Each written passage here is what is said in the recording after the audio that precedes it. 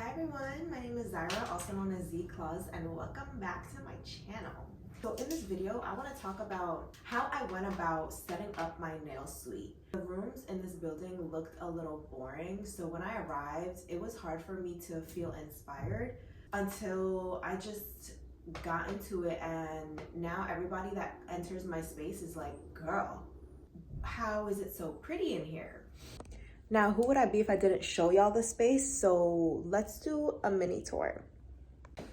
Okay, this is the hallway area. My room is 301. You enter and it's magic. Honestly, it's a little bit messy, but this is raw, unedited, unorganized, and yeah. So starting off, I am trying to get a new plaque to put here on the wall, but this is the Z Claus sign, LED sign. It's facing the outside so they can see what's going on. Come inside, and then you have my ombre wall that the lighting is a little weird because of the sun, but the ombre wall that my sister and I literally painted ourselves. And then we have a few art pieces. I'm looking to expand this a little bit more, but I want to be very intentional with what I put here, so I'd rather leave it a little plain until I find the perfect pieces. Anyway, you come inside. It's a beautiful mirror, floor to almost ceiling, honestly. And then I have my little decor. Ignore the tape on the floor. And then this is kind of storage area. This is my nail desk. This is the IKEA lacked pen, something like that.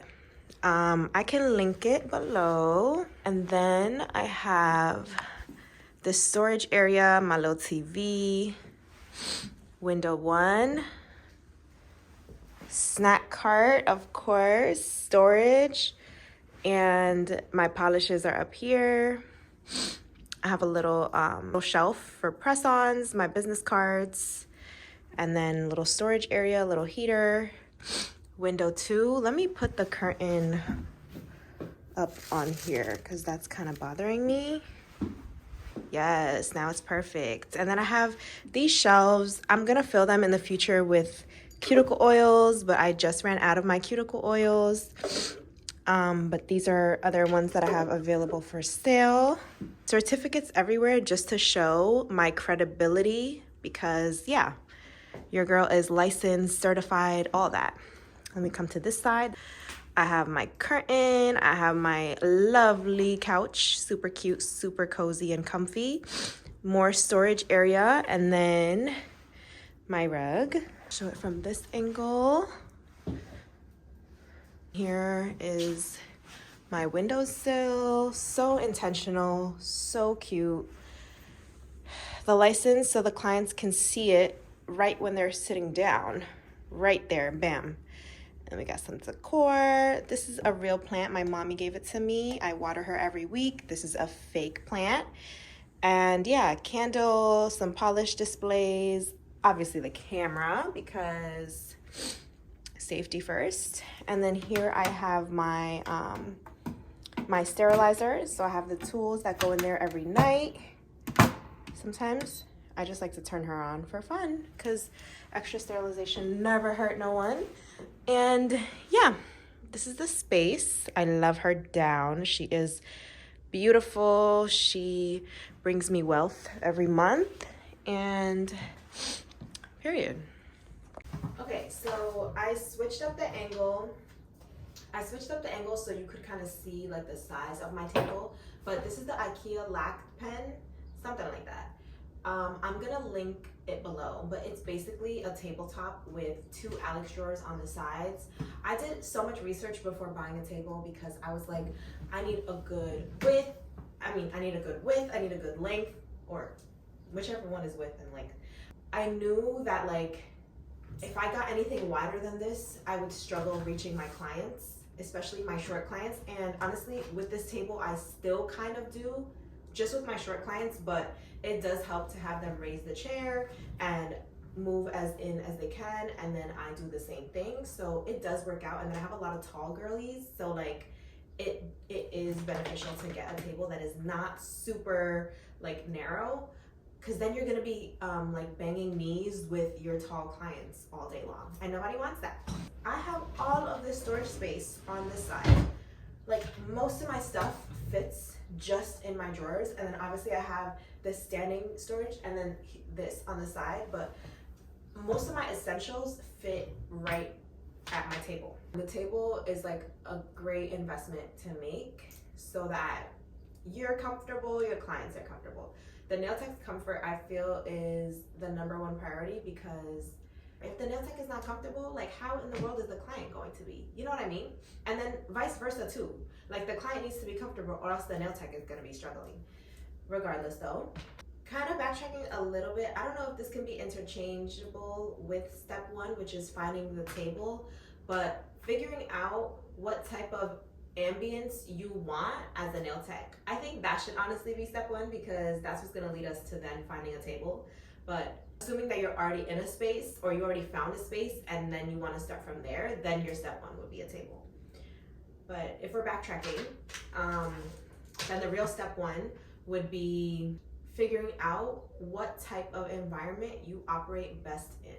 It's so important. And I learned this in my past 2 years of doing nails full time, because in the past 2 years, I've been in 3 spaces and this is my third, and this is probably my last for a long time. When I first started off, I was working out of a rented corner in a public salon. It was an eyebrow salon. If you're from New York, you know the eyebrow salons are like half the size of my room. No.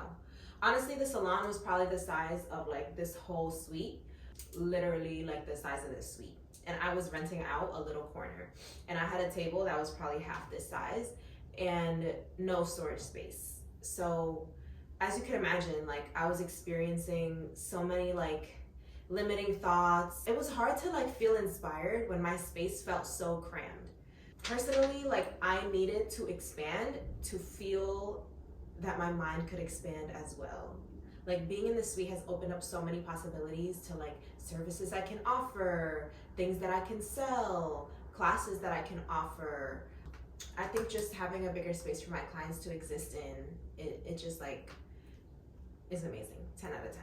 So find out what your preferred ambience is. Here are a few options in case you don't know what that might include. Do you like a public setting? Do you love to interact with people? Are you an extrovert? Maybe renting a booth at a salon that you feel suits your business model would be your best idea. That way, they would provide a station. You may not even have to buy a table. Another option is having a shared suite with someone. So renting out a station in someone's suite. So this still provides that sense of privacy that the salon is not giving you, because it's not a walk-in situation, it's private, but you're still sharing the space with someone else, or maybe 2 other people or more, and you have that sense of community in that space where they can help you gain clientele or give you advice. If you work best with people and you find that you just thrive in company, that might be your preference. A third option is what I'm doing, which is renting a private suite in a building with other suites. So I think some of the perks of this are that you have the completely private experience, but you are sharing a building space with other private suite owners. And in my building's case, we have a common kitchen area and like a little dining area. And then we do share bathrooms. I do still like speak to people throughout the day, speak to other business owners that rent out suites on my floor and other floors of my building. Another option would be like having an entire like storefront and renting out like just the entire space to yourself. I know in New York City they do have like really small stores that you rent out and you can just be there alone and have like a front desk, and you, or I don't know if you wanted to have like another nail tech there. But that is like the ultimate like private setting, because you own the entire space and nobody is setting rules. You don't have to abide by like certain rules that the building has in place. For example, in my building, they restrict us from, you're not allowed to put like certain colors on the doors that are facing the hallway, because the building wants to keep up with their aesthetic. So that's an example of like what a suite doesn't provide that like having your own storefront would provide. Nonetheless, finding what works for you is really important because wherever you're comfortable is where your business is going to thrive, period. Okay, once you figure that out and you go through the process of searching a place and you found a place, then you can start looking at physically what aesthetic are you trying to have in your space. So after the table, then you can do the chairs. I got my chairs off Amazon. Amazon has great things. I got an ergonomic chair for myself. My back has literally not hurt since. It's so amazing. My client's chair is really comfortable as well. They have not complained about it. My next step was thinking of the colors that I wanted to incorporate in the space. I knew that pink, light pink, a specific light pink was what I needed to incorporate, and it went really well with white. So I decided to have most of my furniture be white and then add pink and then gold and then beige. So those are like the 4 colors that I'm incorporating in the space. Having a wall or a few walls be your business colors really make the space that much more like customized. Having my pink and white ombre wall is like top tier, honestly, because it just feels so me. It feels so Z-Claws. Once like the walls are done and you figure out like the color scheme, then you could start creating a layout of your space. So if you do have like your private suite or a room, or even if you rent a corner booth, where do you want what? Have a piece of paper. I actually have my layout right here from when I was first renting it out. I literally drew a rectangle because that's the shape of the space. I put where the doors were, where the windows were, where my desk was gonna be, and where the furniture was. That way you could see it on a 2-dimensional surface. So being in the space and also drawing it out on paper helped me so much, because I was like, okay, my table's gonna go here, my couch is gonna go there. Literally, once I did that and painted the wall, that was like 95% of the work. Because once I put my table down, it already felt like my nail suite. Then I ordered my couch. Once the couch went up, it felt cozy.